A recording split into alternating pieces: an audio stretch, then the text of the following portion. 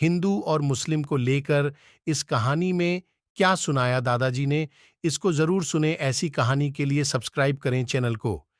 इस कहानी से पता चलता है कि कितना प्यार था हिंदू और मुस्लिम भाइयों चलो में। बहुत पहले की बात है। जंगल में कुछ गायें चर रही थी। तो वहां नदी पे एक गाय पानी के लिए चली गई, पीने के लिए। उधर नीचे एक शेर पानी पीने आ गया। तो उस दिन शेर को पानी कुछ बहुत ही अच्छा लगा। शेर ने इधर उधर देखा कि भाई आज पानी क्यों इतना सुंदर है, पीता तो मैं रोज हूँ।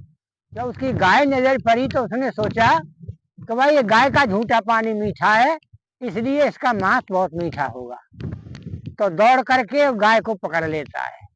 गाय कांप जाती है और अरदास करती है कि हे बनी के राजा, मुझे 1 घंटा की मोहलत दे दो, मैं आपके पास फिर उपस्थित हो जाऊंगी।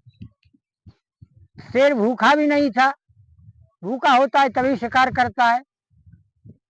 तो शेर ने उसको गाय को अनुमति दे दी। तो गाय वहां से जंगल से, बियाबान जंगल से, और अपने बच्चे के पास पहुंचती है और बच्चे के पास खड़ी हो जाती है। बच्चा दूध पीने लगता है और गाय रोने लगती है। जब बच्चे ने देखा अरे माँ तो रो रही है, तो उन्हें कहा कि माँ तुम रो क्यों रही हो? कि बेटा ऐसे ऐसे बात है, मुझे शेर के पास जाना है, भोजन बनेगा उसका। अरे कि माँ मैं फिर यहाँ क्या करूंगा, मैं भी साथ चलूंगा।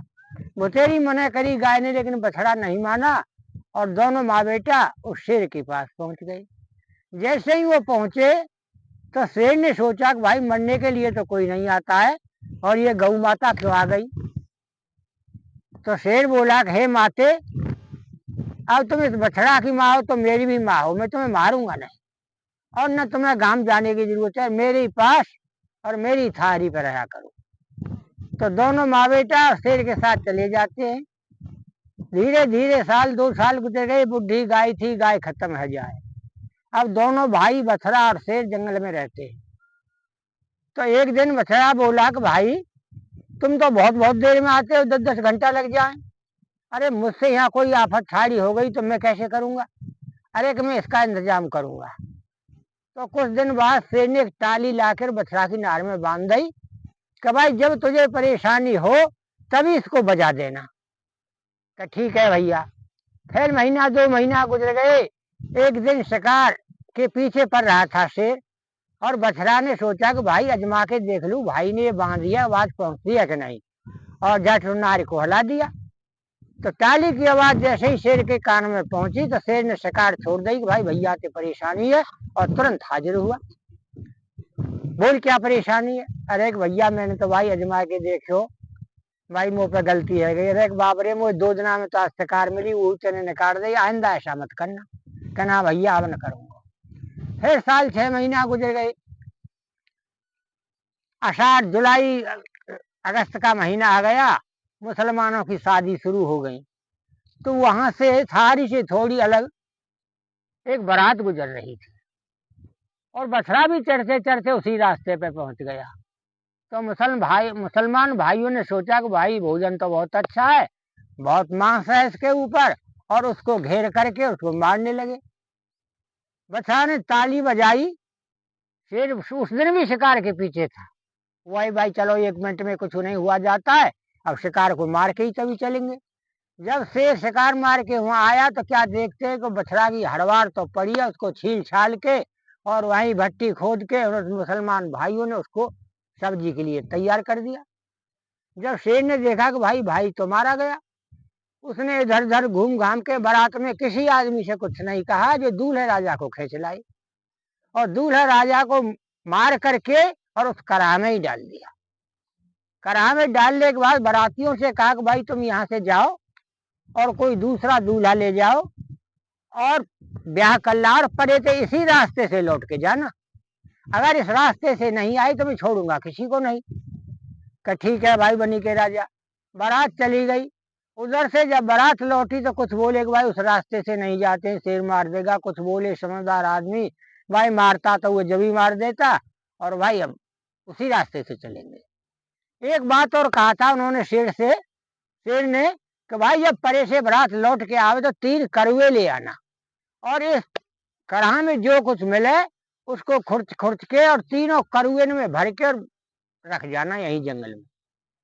तो वो बाराती तीनों करुए लाए, तैयार करके चल रहे हैं वहां से। उधर शेर ने सोचा कि बारात तो अब गई और बहुत से आन ने सूखी लकड़ी इकट्ठी करके और कढ़ा के नीचे लगा के और ले ईश्वर का नाम। अरे भाई माते मुझे कहेगी कि भाई मेरा बच्चा कहाँ है, भाई नहीं रहा, अब तू भी जिंदगी में चला कर उस कढ़ाई में शेर कूद जाता है और तीनों प्राणी उसमें जल भन जाते हैं। जब बारात लौट के आई तो देखते हैं कि वो पलटा से खुर्च खुर्चा के तीनों करुअन में बराबर बराबर भर के रख दिया। बरसात का टाइम था, धीरे धीरे बरसात होती रही, आंधी आती रही, करुए मिट्टी में दब गए। कुछ उपरांत और उनमें से 3 चंदन के पेड़ उपजे। पेड़ धीरे धीरे बड़े हो गए तो परमार वंश में दिल्ली के एक शासक थे चंदेले। तो महाराजा चंदेले को जब चंदन की जरूरत पड़ी तो उन्होंने कहा कि भाई चंदन की आवश्यकता है, भाई जंगल से चंदन लाओ। तो कर्मचारी भेजे, बढ़ई भेजे, कुछ सैनिक भेजे, ढूंढते ढूंढते उन्हीं 3 पेड़ों के पास पहुंच जाते हैं चंदन के। कि भाई चंदन तो ये मिल गया, इसमें से एक पेड़ को काट ले चलो। तो उन्होंने जैसे ही औजार लगाया पेड़ से तो उसमें से आवाज आई कि भाई धीरे धीरे, तो भाई अब तक कोई है। और दूसरे में तीसरे में सब में से यही आवाज आई। वहां से कर्मचारी भेजे कि महाराज चंदन तो मिल गया लेकिन उसमें से तो आवाज आती है, कोई बच्चे की आवाज आती है। राजा साहब आए, उनके फिर कुड़ारी लगाई तो फिर आवाज आई कि भाई धीरे धीरे। राजा बोला कि भाई ने खोद खाद के धीरे धीरे ही निकाल। तो तीनों में से 3 बच्चे निकले, 2 नखे पूरे बार और एक चुटिया, दोनों नखे जो चोटी होती है सिर पे, और एक के चोटी नहीं। राजा उन तीनों को ले गया, परवेश करी, एक विद्वान पंडित बुलवाया, भाई हमारे इन बच्चों का नामकरण करो। तो एक का नाम जसराज और एक का नाम बच्छराज और एक का नाम ताला सैयद। बच्छराज के हुए मलखान और जसराज के हुए आल्हा अरूदल और खां साहब के हुए ताला सैयद।